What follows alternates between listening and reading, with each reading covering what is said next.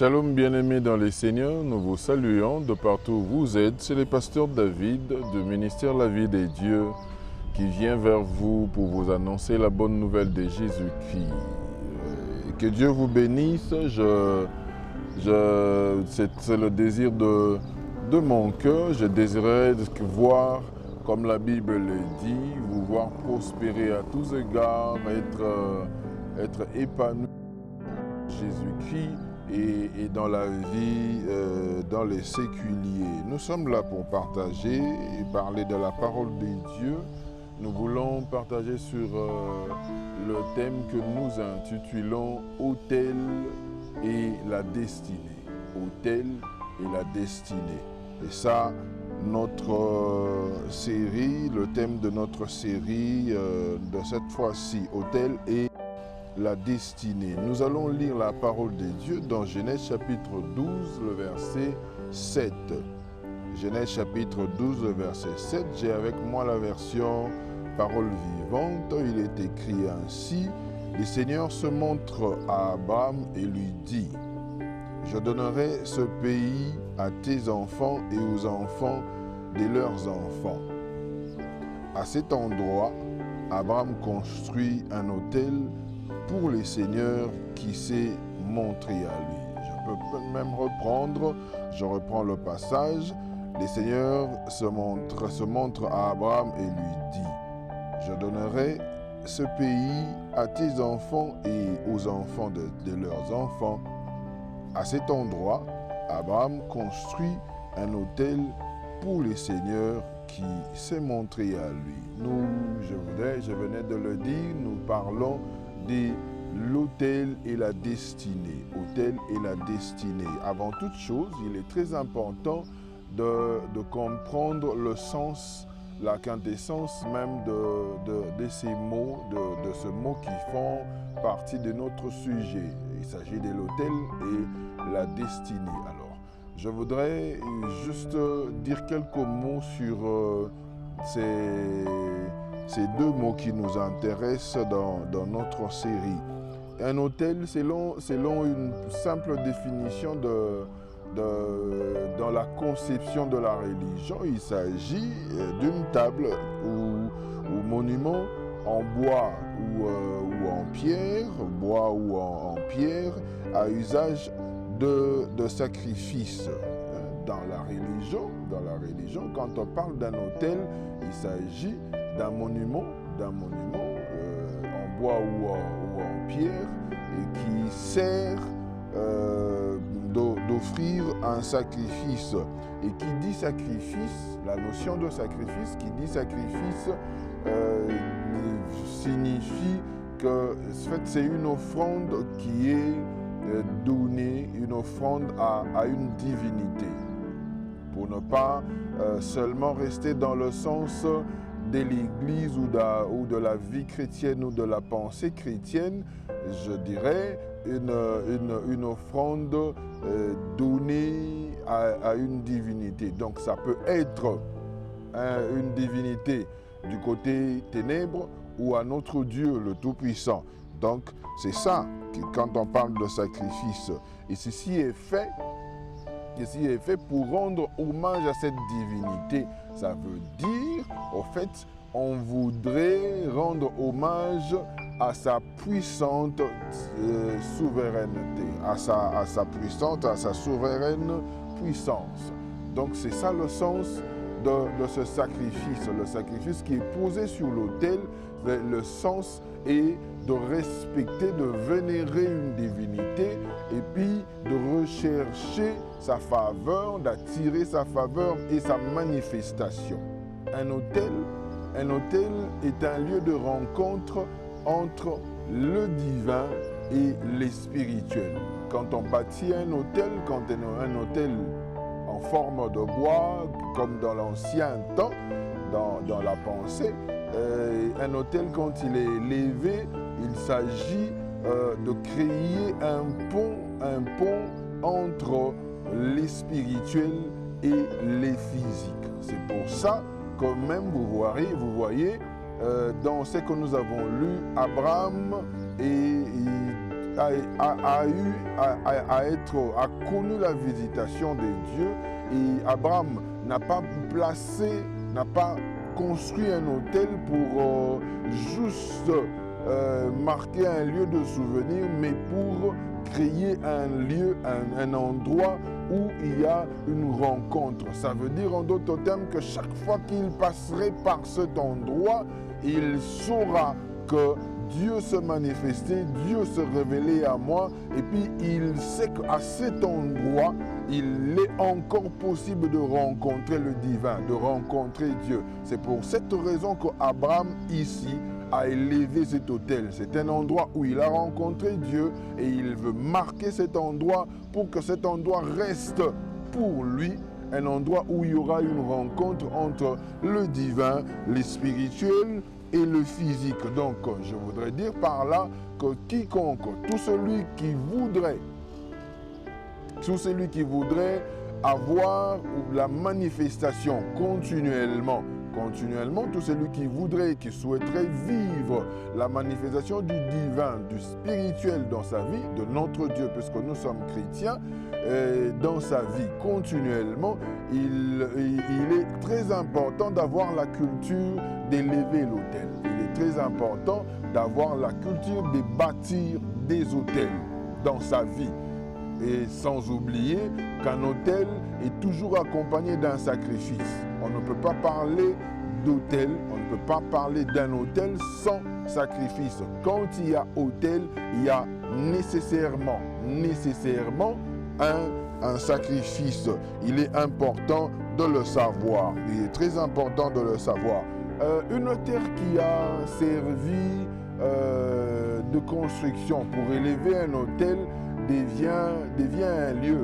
Si c'est pour Dieu que cet autel a été élevé, devient un lieu où une source de bénédiction pour des générations même futures qui viendront après, même des générations qui vont venir dans le futur. Ces lieux-là deviendra un lieu, une source, un cadre où les bénédictions, c'est comme une mine d'or. C'est comme une mine de minerai. C'est un endroit rempli, truffé des bénédictions, des choses que l'homme ne peut pas facilement deviner ou voir facilement. Mais cet endroit devient une source de bénédiction, comme le cas de Jacob dans Genèse chapitre 28, versets 11 et 17. La Bible nous démontre que Jacob était en fuite, il fouillait son frère, il était à la fuite de son frère. Il se retrouve quelque part où, sans pour autant savoir que ces lieux avaient servi, d'élever un autel à un de ses grands-pères, à son grand-père Abraham. Jacob passe la nuit et pendant la nuit, il expérimente certaines choses, il voit le ciel ouvert, il voit des anges monter et descendre, et puis ceci, et après quand il se réveille, il se rend compte. La Bible dit, Jacob dit, je ne savais pas que Dieu était en ce lieu. Donc, ces lieux, dans l'histoire nous renseigne qu'Abraham avait élevé un autel dans le passé, et c'est cet endroit qui est resté comme un lieu de rencontre. Ces lieux, après des générations, Abraham est passé, Isaac même est passé, mais ces lieux est resté un lieu de rencontre entre le divin et les spirituels. C'est cet endroit-là. Et quand c'est dans le sens contraire, si c'est un autel qui a été élevé à l'honneur de ténèbres, le diable, l'occultisme, la sorcellerie, quand c'est le terrain asservi à cela, ce lieu devient une prison spirituelle, un endroit où les vies sont captives, où les destinées sont captives. Donc c'est à cet endroit-là, parce que l'autel qui a été élevé, la terre qui a servi pour cet autel-là, était un autel destiné au diable, destiné au mal. Je vais vous donner un témoignage. Un frère je reçois un frère qui me parle de sa vie. Chaque fois qu'il avait un problème très important, où il devait faire face à un défi très important dans sa vie, quelque chose qui pouvait changer sa vie, il avait peut-être un rendez-vous, une affaire très importante. Chaque fois qu'il était dans une affaire très importante, dans ses rêves, il se voyait toujours dans la parcelle familiale. Il se voyait toujours soit en train de parler, soit en train de faire quelque chose avec un des membres de sa famille, ou en train même de passer sa journée, de rester là. Alors que la parcelle, dans les physiques, la parcelle en question appartenait à son grand-père. Le grand-père en question était un chef coutumier. Je ne vais pas entrer en profondeur dans ces témoignages, dans ce que je suis en train de donner comme récit, mais le problème est que le chef coutumier, j'ouvre juste une brèche, le chef coutumier est l'intermédiaire entre les vivants et les esprits des ancêtres. C'est comme ça. C'est ça le travail d'un chef coutumier. C'est le gardien de terre, le gardien des vivants. C'est lui qui veille sur le vivant et c'est lui qui garde aussi, qui est aussi en contact avec les esprits des ancêtres, soi-disant. Parce que la Bible dit, les morts sont morts, il n'y a point de rapport entre les vivants et les morts. Donc ça veut dire que ces esprits-là, il ne s'agit pas réellement des esprits des ancêtres, mais il s'agit des démons qui gèrent un territoire, il s'agit des démons qui gèrent un village. Et celui-là est en contact avec ce genre-là. Et le père avait aussi l'habitude de faire ces cérémonies, ces histoires dans la parcelle. Donc chaque fois que le frère voyait avait ces genres de rêves, il échouait toujours. Ces histoires ne marchaient pas. Les affaires, tout était reporté. Il était toujours dans ce que j'appelle des lettres mortes. Des choses de report en report, de choses qui étaient reportées, soit quelque chose qui disparaissait, quelque chose qui marchait très bien, qui avançait bien, mais après un rêve, et subitement comme ça chamboulait ou ça ne marchait pas. Et ceci démontrait, en fait, en réalité, c'est qu'il liait le frère. Avec les lieux dans ses rêves, était juste l'autel qui était chaque fois élevé en cet endroit. C'était juste pour faire comprendre que quand l'autel de ténèbres ou destiné au diable est élevé, c'est sur un terrain, le terrain devient une prison spirituelle. En réalité, bien-aimés dans le Seigneur, en réalité, chaque autel a un nom. Et le nom de chaque autel, c'est ce qui constitue les fondements, le fondement de cet autel, le sens même spirituel. Comme nous pouvons voir dans la Bible, avec Élie, il y avait, à l'époque d'Élie, il y avait des autels, dans 1 Roi chapitre 18, il y a les prophètes de Baal et d'Astarté qui ont élevé des autels, et on avait des autels, un autel de Baal, un autel d'Astarté, et il y avait des hauts lieux, même à l'époque, il faut voir avec Gédéon, dans Juge chapitre 6, vous allez voir que Dieu envoie Gédéon détruire l'autel de Baal qui était dans sa maison. Donc, les noms que porte un autel, c'est le sens spirituel, le sens même de cet autel.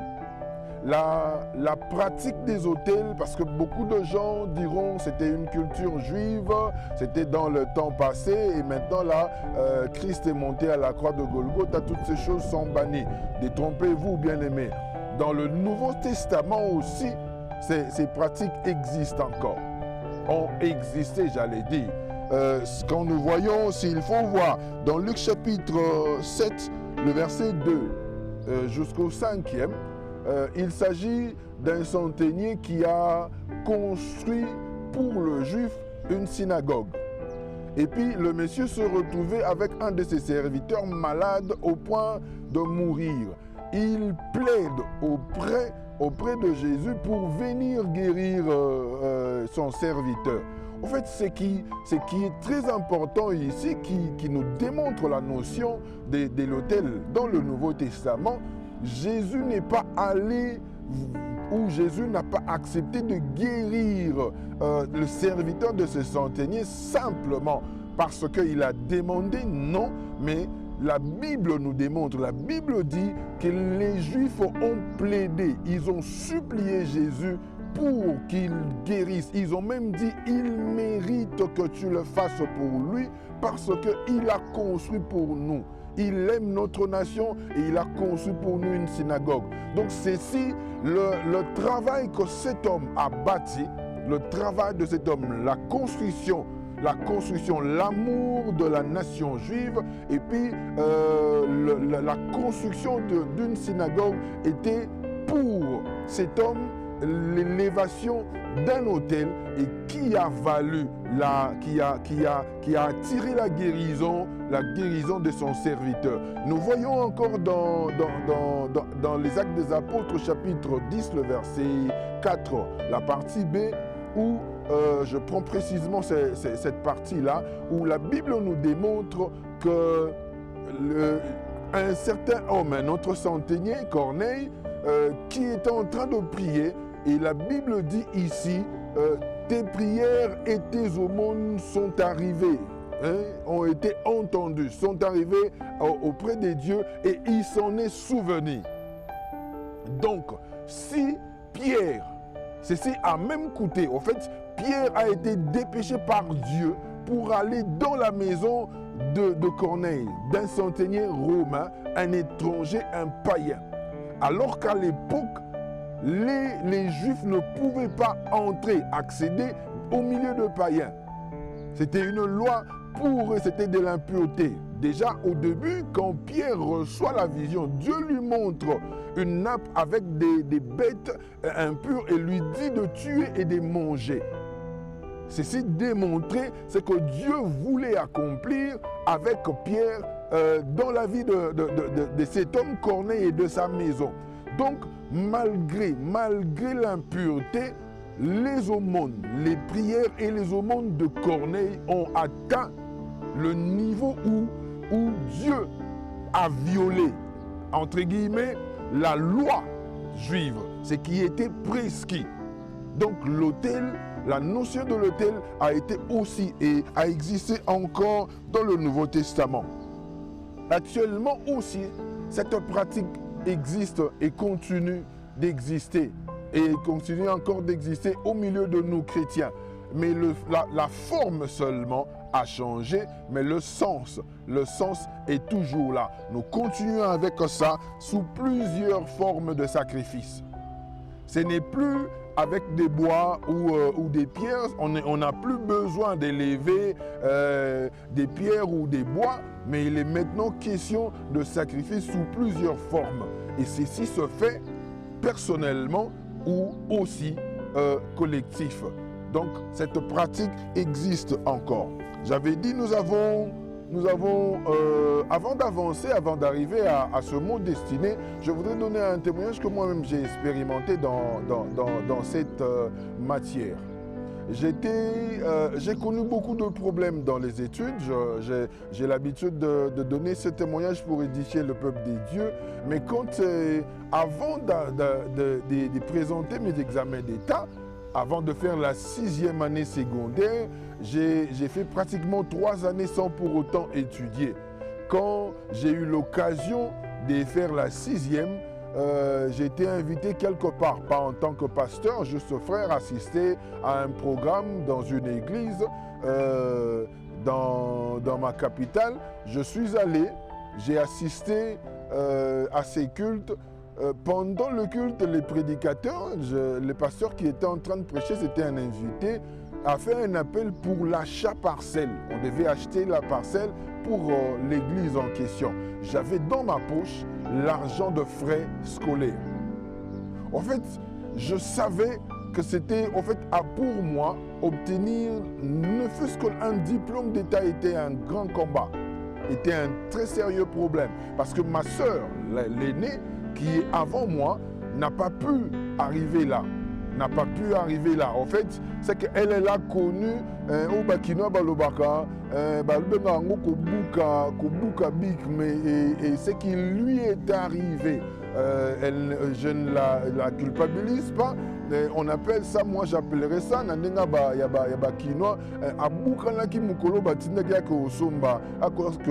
parce que en fait, elle n'a même pas fait les humanités.